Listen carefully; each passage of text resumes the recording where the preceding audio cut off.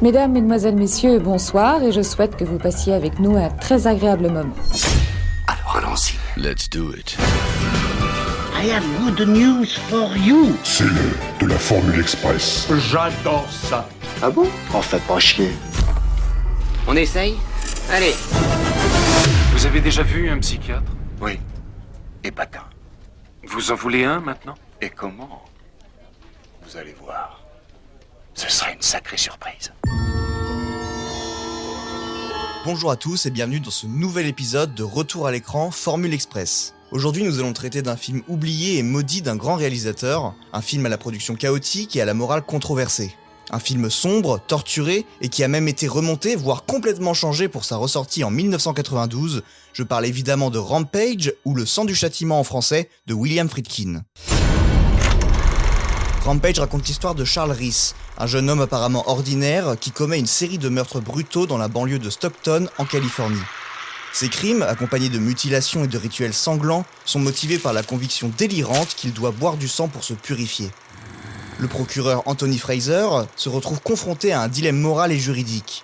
Bien qu'il soit profondément troublé par les actes de Reese et persuadé de sa dangerosité, il doit composer avec les questions éthiques soulevées par l'état mental du tueur. Convaincu que la justice doit être rendue dans toute sa rigueur, Fraser se bat néanmoins avec détermination pour obtenir l'application de la peine de mort, même face aux incertitudes médicales entourant la santé mentale de l'accusé. Dès que nous tiendrons le suspect, il est inutile de changer de position. C'est la peine de mort sans hésiter. Pour comprendre comment un cinéaste de cette trempe s'est retrouvé confronté à un tel projet, revenons sur le parcours de William Friedkin. William Friedkin est un réalisateur américain emblématique, connu pour son influence majeure sur le cinéma des années 70. Né en 1935 et décédé en 2023, Friedkin s'est fait connaître avec The French Connection en 1971, qui lui a valu l'Oscar du meilleur réalisateur. Son œuvre la plus marquante reste sans doute L'Exorciste en 1973, l'un des films d'horreur les plus célèbres de l'histoire du cinéma, acclamé pour sa mise en scène novatrice et son atmosphère terrifiante.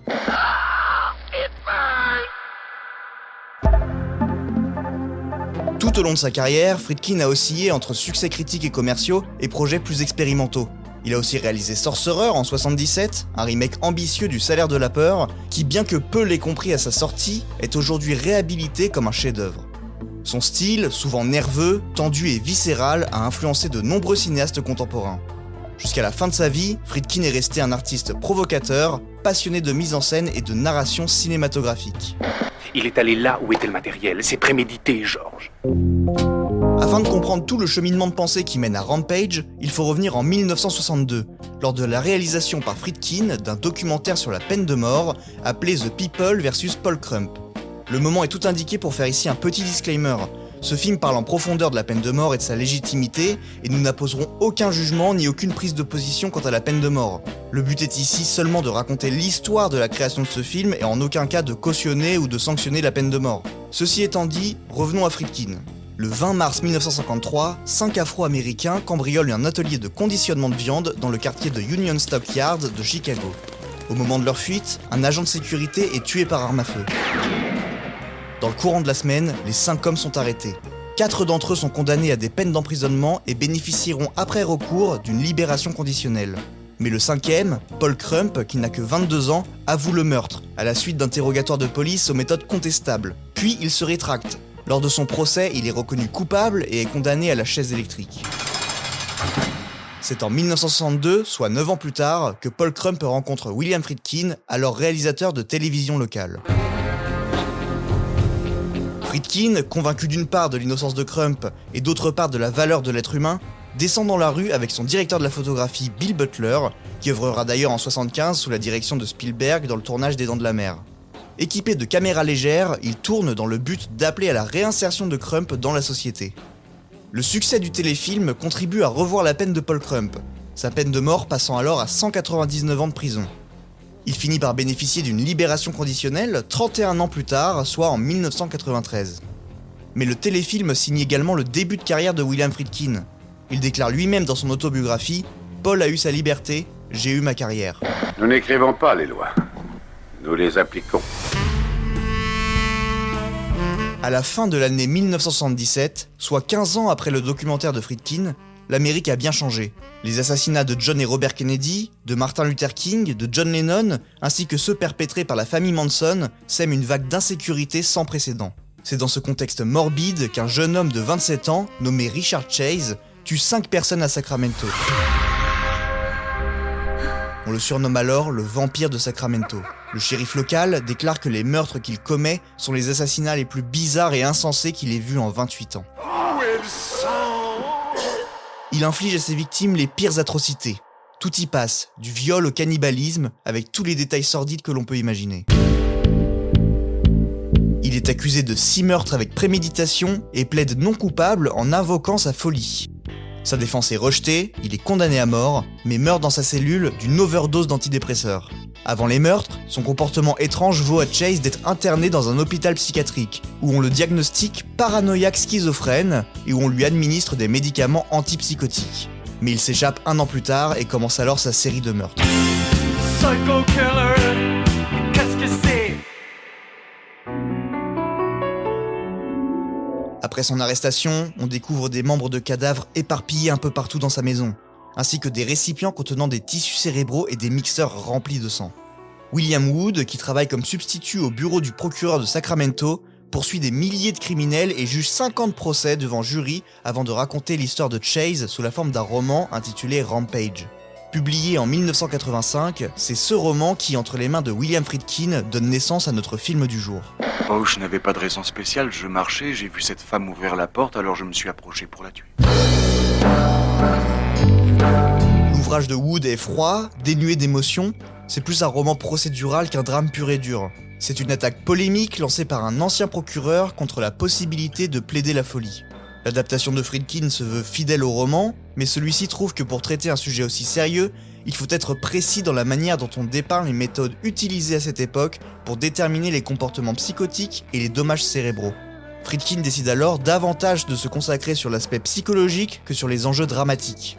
En décembre 1985, William Friedkin, soucieux d'ancrer son prochain film dans une réalité implacable, pousse alors la porte du cabinet de Colleen Grace, une avocate spécialisée en défense pénale. Il cherche à comprendre. Jusqu'où le roman dont il s'inspire est-il fidèle? Comment, dans les procès pour peine de mort, les avocats parviennent-ils à toucher le cœur d'un jury? Ceci est donc possible, de commettre le plus sadique et le plus horrible des meurtres tout en étant reconnu comme un être absolument normal. Quelques semaines plus tard, en janvier 1986, Colleen lui fait parvenir une pile de dossiers. À travers eux, Friedkin découvre une vérité crue. Face à la mort, la stratégie consiste à réveiller l'humanité enfouie dans chaque juré. Friedkin, déterminé, plonge alors dans les méandres de l'affaire Richard Chase. En février, il échange avec le bureau du procureur de Sacramento, celui-là même qui avait traqué Chase. Ils lui font parvenir alors une liste précise des atrocités commises par le tueur, un véritable catalogue d'horreurs que Friedkin intègre peu à peu aux habitudes de son personnage principal. Mais en janvier 86, alors que l'encre du scénario n'a même pas encore touché le papier, la polémique éclate. Dans un journal hospitalier de Chicago, Friedkin confie qu'il consulte des médecins et qu'il veut montrer le monde à travers les yeux d'un tueur schizophrène. La réaction est immédiate, des lettres affluent, furieuses. Des parents, des médecins, des militants, scandalisés parce qu'ils perçoivent comme un amalgame dangereux entre maladie mentale et violence. L'Alliance pour les malades mentaux, forte de 30 000 membres, entre dans la bataille. Au milieu de ce tumulte, Friedkin n'a encore rien écrit. Juste des recherches, des intuitions, et désormais une pression publique qui s'annonce lourde à porter. Je pense que votre meilleure défense est l'atteinte de démence. Mais malgré la pression, Friedkin persévère. Il décide de centrer son histoire non pas uniquement sur les meurtres, mais sur le combat judiciaire qui s'ensuit. Fallait-il condamner à mort un homme profondément malade ou le traiter comme un patient psychiatrique? Cette question devient le cœur moral du film. Le premier script de Rampage se structure autour de cette tension. D'un côté l'horreur brute des crimes, de l'autre l'interrogation sur la responsabilité et la justice.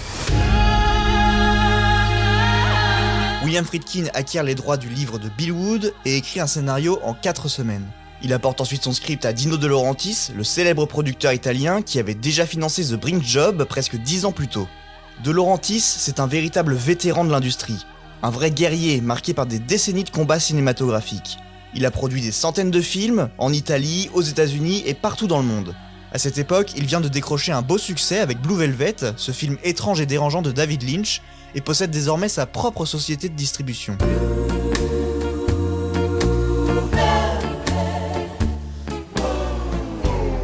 En fait, le problème pour nous n'est pas qu'il ait assassiné tous ces gens. La question est de savoir pourquoi. Il accepte alors de produire Rampage pour 5 millions de dollars, à condition que le tournage se déroule en extérieur, dans la ville de Stockton en Californie, et sans vedette au casting. William Friedkin engage alors Michael Biehn, qui s'est fait remarquer dans l'un des rôles principaux de Terminator, le film de James Cameron. Il le choisit pour incarner un jeune procureur progressiste. Ce personnage, personnellement opposé à la peine de mort, se retrouve pourtant contraint de la requérir dans une affaire de meurtre avec préméditation, conformément à la législation californienne. En préparant le procès, le procureur couvre les erreurs de la police afin d'éviter que le tueur ne soit acquitté pour vice de procédure. Friedkin choisit également Alex McArthur, encore peu connu du grand public. Cet acteur, n'ayant eu jusque-là que quelques rôles à la télévision, va se voir interpréter le rôle de Charles Reese, le meurtrier. McArthur, malgré son expérience limitée, s'impose rapidement comme un acteur solide et intense. Friedkin voulait un visage inconnu, pas une star, pour éviter toute empathie ou glamourisation du tueur. On retrouve également au casting Leslie Bevis dans le rôle de la mère de Charles Reese, une actrice que j'adore dans Chucky 2 et qui livre ici une prestation glaçante. Son jeu minimaliste correspond exactement à la vision de Friedkin. Pas d'excès d'émotion, pas de pathos, juste la suggestion d'un amour impuissant. C'était pas sa faute. C'était nous le problème. Le tournage débute le 28 octobre 1986 à Stockton en Californie. L'ambiance sur le plateau est souvent déprimante, en raison de la noirceur du sujet. William Friedkin choisit de ne pas montrer les meurtres de manière graphique, mais de les évoquer de façon saisissante, laissant leur horreur imprégner chaque scène. Le film contient certaines des séquences les plus viscérales qu'il ait jamais tournées, son style simple et direct rappelle celui qu'il employait dans ses documentaires. Sur le plateau, la tension est palpable. Lors de la scène où son personnage doit sauter à travers une fenêtre d'une église, Alex McArthur refuse l'aide d'une doublure et insiste pour réaliser lui-même la cascade. L'équipe retient son souffle. McArthur s'élance et atterrit brutalement sur le sol. Le choc est violent, il se fracture la cheville. On l'emmène alors en urgence à l'hôpital local, où les médecins lui posent un plâtre. Mais le budget est très serré, et le tournage ne peut pas s'arrêter. Plus tard, dans la même séquence, alors qu'il renverse furieusement des objets sur la table, on peut remarquer un petit détail insolite, un bas noir qui dissimule en fait le plâtre lié à sa chute. En coulisses, l'ambiance ne s'arrange pas. Michael Biehn décrit William Friedkin comme un réalisateur au tempérament explosif, dirigeant d'une main de fer et multipliant les accès de colère, que ce soit contre les acteurs ou même les techniciens. La pression monte au fil des jours, jusqu'à ce qu'un affrontement éclate. En plein tournage, Biehn et Friedkin manquent d'en venir aux mains, emportés par une violente dispute qui manque de dégénérer. Je peux parfaitement justifier tout ce que j'ai fait, c'était un devoir, voilà tout. Michael Biehn a raconté qu'à la fin du tournage, il était tellement épuisé psychologiquement par l'ambiance que pendant longtemps, il a évité les rôles trop sombres ou traumatisants, par peur de replonger dans cet état. Friedkin adopte pour Rampage un style visuel radicalement dépouillé. La caméra est discrète, presque clinique, sans effet esthétique pour enjoliver l'horreur. Les cadres sont froids, symétriques, et la lumière crue donne au décor une banalité sinistre. Tout dans la réalisation vise à éteindre toute forme de fascination pour la violence, contrairement à beaucoup de thrillers modernes. La brutalité des actes est rendue encore plus insupportable par cette sécheresse absolue. Aucun lyrisme, aucun glamour, seulement la banalité du mal filmée à hauteur d'homme.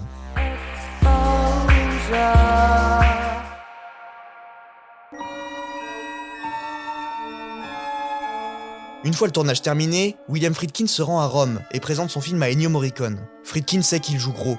Obtenir Morricone, c'est donner une âme unique à Rampage. Quand le générique du film s'éteint, Morricone se tourne alors vers lui et sans hésiter accepte de composer la bande originale, mais aussi de diriger personnellement l'enregistrement. Friedkin est fasciné. Face à lui se tient un homme qui a signé littéralement des centaines de musiques de films. Un chiffre si vertigineux que Morricone lui-même semble en avoir perdu le compte. Son nom reste lié aux inoubliables western spaghetti de Sergio Leone, à ces mélodies épiques qui résonnent encore dans les souvenirs de chacun. Pour Rampage, Friedkin imagine retrouver cette fougue, cette énergie brute. Mais Morricone se fie à son instinct et prend une autre voie. Il compose une musique méditative, douloureuse, presque silencieuse par moments, qui enveloppe le film dans un voile de tragédie. Les thèmes qu'il livre ne quittent plus l'esprit, ils hantent, obsèdent et amplifient la peine des survivants. Friedkin, profondément touché, vit cette collaboration comme l'un des plus grands plaisirs de toute la production. Travailler avec Morricone, c'est pour lui toucher à une forme de grâce, même s'il avoue plus tard qu'il ne partage pas forcément les choix musicaux du film. Je pense que Morricone et Bernard Herrmann ont été les deux plus grands compositeurs de musique de film à mes yeux. Je l'ai appelé sans prévenir après avoir terminé le film Rampage et je lui ai envoyé une copie de travail. Je suis allé le voir, nous nous sommes rencontrés et je voulais vraiment qu'il compose une musique entraînante, quelque chose qui porterait davantage le film.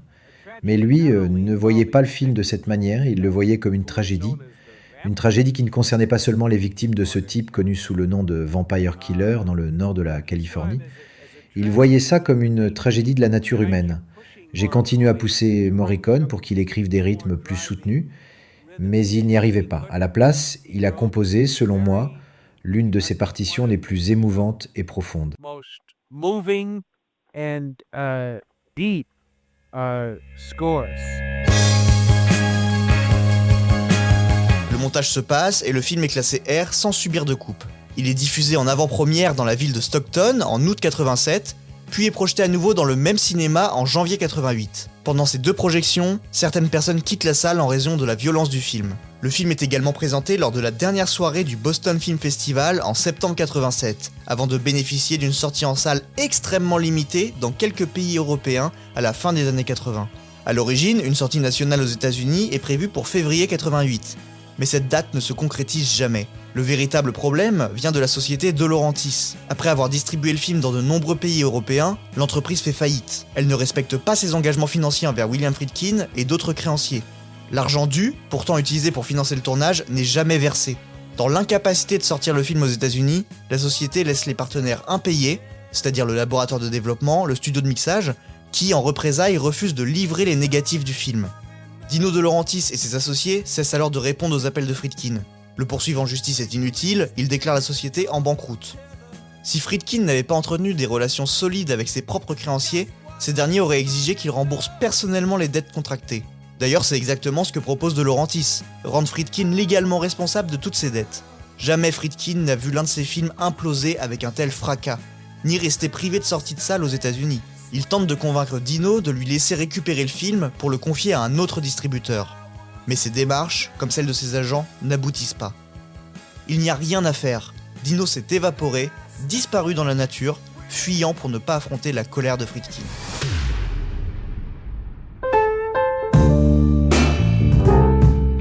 Cinq ans plus tard, en 1992, William Friedkin rencontre les gérants de la société Miramax, qui commence tout juste à rencontrer ses premiers succès. À ce moment-là, Miramax ne produit pas encore ses propres films.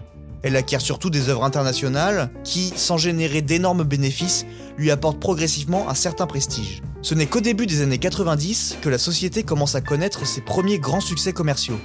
Miramax connaît l'existence du Sang du Châtiment, ce film resté coincé pendant 5 ans dans les limbes juridiques.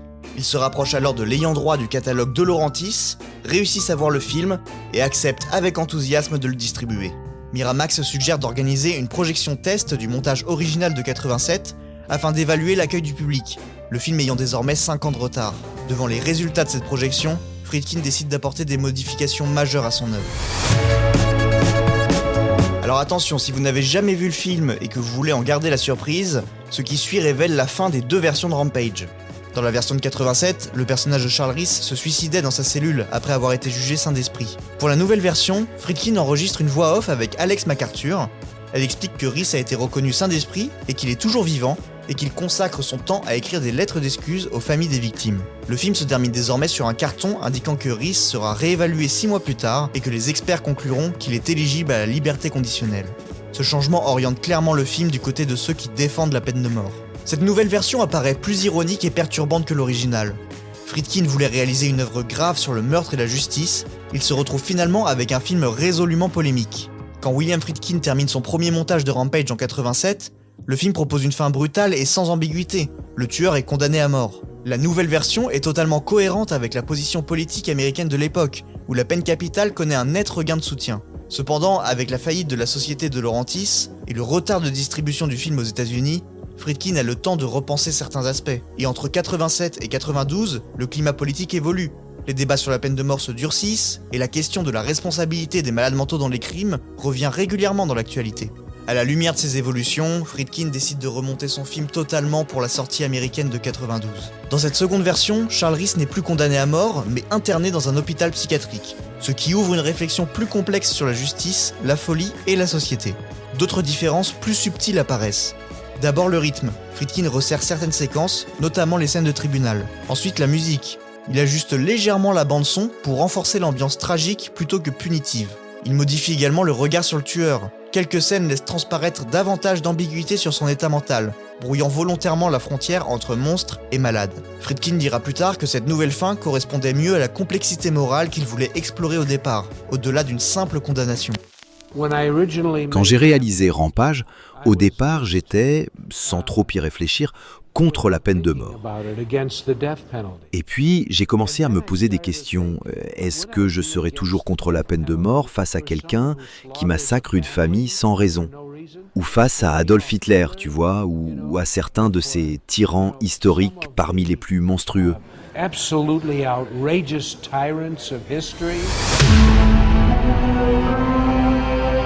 À la sortie du film en 92, Alex McArthur revient sur l'étrange parcours de Rampage. C'était une expérience vraiment bizarre, confie-t-il. D'abord le film devait sortir, puis il ne sortait plus, puis il sortait à nouveau. Ça n'arrêtait pas de changer. Rien que le fait qu'il ait finalement vu le jour, c'est incroyable. Depuis le tournage, McArthur a vu sa vie évoluer. Il est désormais père de 3 enfants. Avec le recul, il avoue « Je ne suis pas sûr que j'accepterais encore de jouer ce rôle aujourd'hui. Et je n'aimerais certainement pas que mes enfants voient le film. » Le 30 octobre 1992, après des années d'attente et de blocage judiciaire, Rampage est enfin projeté dans 175 cinémas aux États-Unis. Le film rapporte environ $1,5 million, un chiffre modeste comparé à son budget de plusieurs millions. Mais cela n'étonne pas McArthur, qui rappelle que Rampage n'a jamais été pensé comme un futur blockbuster. C'est une œuvre plus intime, sombre et profondément dérangeante. Il a d'abord tué les femmes et les a traînées au premier étage pour les mutiler. Quant à l'homme, il l'a supprimé au rez-de-chaussée. Voilà tout. Quand Rampage est tourné en 86-87, son sujet est encore relativement novateur au cinéma. À l'époque, peu de films abordent les tueurs psychotiques avec un regard aussi sérieux et clinique, en insistant sur la maladie mentale et sur les débats autour de la peine de mort. Dans cet environnement, et à l'époque, Rampage aurait pu paraître comme une œuvre forte et avant-gardiste. Mais à cause de la faillite de la société de Laurentiis, le film reste bloqué 5 ans. Quand il sort enfin en 92, le paysage cinématographique a totalement changé. Entre-temps, il y a eu l'influence de Michael Mann qui sort Manhunter, une adaptation de Dragon Rouge de Thomas Harris, avec un style froid, élégant et une plongée méthodique dans l'esprit d'un tueur en série. Et en 91, le coup de grâce, Le Silence des agneaux explose au box-office, rafle des Oscars majeurs et redéfinit complètement la représentation des tueurs psychopathes au cinéma, avec le personnage iconique d'Hannibal Lecter et une approche psychologique sophistiquée et spectaculaire. Bonsoir, Clarisse. Résultat, quand Rampage arrive enfin en salle en 92, son esthétique réaliste, sèche et dépouillée semble presque vieillie en comparaison. Le public a désormais en tête des représentations beaucoup plus cinématographiques, stylisées et marquantes des tueurs en série. Face aux performances mythiques d'Anthony Hopkins ou à la mise en scène élégante de Michael Mann, le style documentaire brut de Friedkin paraît plus austère, plus petit et beaucoup moins spectaculaire. Ajoutez à cela l'absence de grandes stars au casting, contrairement au Silence des agneaux qui bénéficie de Jodie Foster et Anthony Hopkins, rend Rampage encore plus discret aux yeux du grand public. À sa sortie, le film reçoit un accueil très polarisé. Certains critiques classent Rampage parmi les meilleures œuvres de William Friedkin. Dans sa critique, Roger Ebert attribue 3 étoiles sur 4, déclarant « Ce n'est pas tant un film sur le meurtre qu'un film sur la folie, telle qu'elle est jugée dans les tribunaux criminels américains modernes. Le message de Friedkin est clair, ceux qui commettent des crimes odieux doivent en payer le prix. » D'autres saluent le jeu d'acteur et commentent « Rampage adopte une approche réaliste, sans artifice, qui sert parfaitement son sujet, et il évite un ton racoleur. » A l'inverse, d'autres journalistes qualifient le film de méprisable, affirmant que le film dégénère en une propagande haineuse, et que ses arguments juridiques confus semblent dissimuler une soif de sang justifiée moralement. Devant ces critiques négatives, Stephen King, admirateur de Rampage, prend la défense du film. D'autres journalistes notent que pendant les 5 années de retard du film, plusieurs affaires très médiatisées de tueurs en série ont émergé. Ils observent qu'à l'ère de Jeffrey Dahmer, les revendications de Chase parlant de voix invisibles et de délire concernant la nécessité de remplacer son sang relèvent désormais du fait divers banal. À l'époque, Rampage s'avère être un film trop sérieux, et surtout pas du tout ce que le public attend d'un réalisateur comme William Friedkin. Respecterons l'avis du public qui est manifestement pour la peine de mort. En fin de compte, Friedkin constate que ses recherches préparatoires sont bien plus passionnantes que le film lui-même. Il a alors 50 ans et il touche le fond. Il commence à réfléchir à ce qu'il pourrait faire d'autre dans sa vie. Autour de lui, d'autres cinéastes issus de sa génération, qui avaient connu un grand succès, n'ont pas survécu à de tels désastres artistiques. Certains, avant et après lui, n'ont jamais tourné un film après un échec similaire. Friedkin sait qu'il pourrait très bien subir le même sort. Sa vie personnelle n'est guère plus reluisante. Il vient de sortir de 3 divorces, et sur le plan professionnel, Friedkin voit clairement qu'il est devenu l'instrument de sa propre chute. Pour Friedkin, Rampage est un tournant amer dans sa carrière. Après cet échec commercial et critique, il passe plusieurs années dans une forme d'exil discret à Hollywood, peinant à financer ses projets. Ce film, auquel il croyait profondément, lui coûte très cher, tant sur le plan professionnel que personnel. Il dira plus tard que Rampage symbolise pour lui la fin d'une époque, celle où un cinéaste pouvait encore croire qu'un film sérieux et inconfortable trouverait sa place dans l'industrie américaine. Au-delà de l'histoire de sa production, Rampage est aussi un film qui laisse une empreinte durable sur ceux qui osent s'y confronter. Pour ma part, Rampage m'a littéralement bouleversé. Pendant longtemps, j'ai résisté, espérant une ressortie décente pour le découvrir enfin, tant la seule copie existante, en SD crasseuse, semblait trahir l'œuvre. Mais récemment, j'ai craqué. Et je me suis pris alors une claque colossale, brutale et déchirante. Depuis Orange Mécanique, que j'ai vu à un âge où on n'est pas vraiment censé regarder Orange Mécanique, jamais je n'avais vu un film qui m'avait autant dérangé, marqué à vif. La qualité dégueulasse de l'image, son allure de téléfilm brut et sans vernis, l'ambiance suffocante qui s'en dégage. Tout s'est abattu sur moi d'un seul coup, me traumatisant presque instantanément. Au point même que j'ai dû faire des pauses dans le film pour pouvoir continuer. Rampage est d'une intensité rare, et son énergie noire continue encore aujourd'hui à infuser en moi. Je me range sans hésitation du côté de ceux qui considèrent Rampage non seulement comme l'un des plus grands chefs-d'œuvre de Friedkin, mais je dirais même peut-être le plus grand. Je précise d'ailleurs avoir visionné la version de 92, celle souvent jugée plus controversée, mais qui à mes yeux frappe avec une violence émotionnelle encore plus forte. Parfois, les œuvres les plus inconfortables sont aussi celles qui restent gravées en nous à jamais. Aujourd'hui, Rampage commence à être timidement réhabilité, à l'image de ce qu'a connu Sorcerer il y a quelques années. Une restauration en 4K est enfin annoncée, l'occasion rêvée pour découvrir ou redécouvrir ce film expérience, cette véritable plongée dans la psyché la plus obscure, dans des conditions dignes de la puissance du film.